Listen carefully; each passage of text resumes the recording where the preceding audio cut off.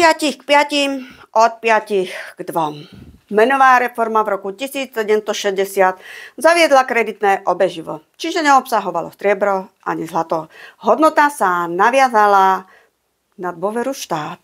Od toho vznikol zaužívaný pojem Vindra Grešla, čiže hodnota, ktorá za veľa nestojí. Informácia, čím a akým spôsobom budú papierové peniaze kryté, chýbala. Žiadna dôvera voči papierovým peniazom, ani voči štátu. Na začiatku nemohol byť nikto donútený, aby prijal papierové peniaze.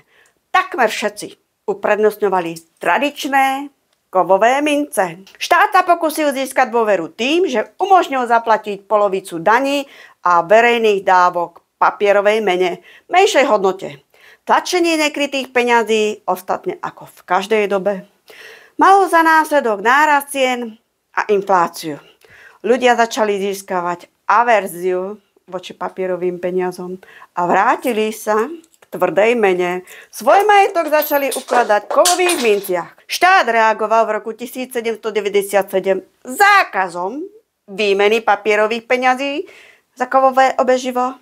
O 3 roky neskôr zaviedli už nútený obeh papierových peňazí. Kým v roku 1799 by ste za 100 zlatých striebre dostali 110 papierových, v roku 1806 to bolo 150 a v roku 1808 už 200 zlatých papierí.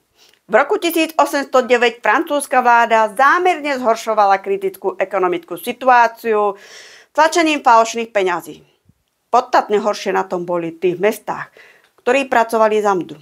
Oproti tým na vidieku, kde mohol fungovať ešte výmenný obchod.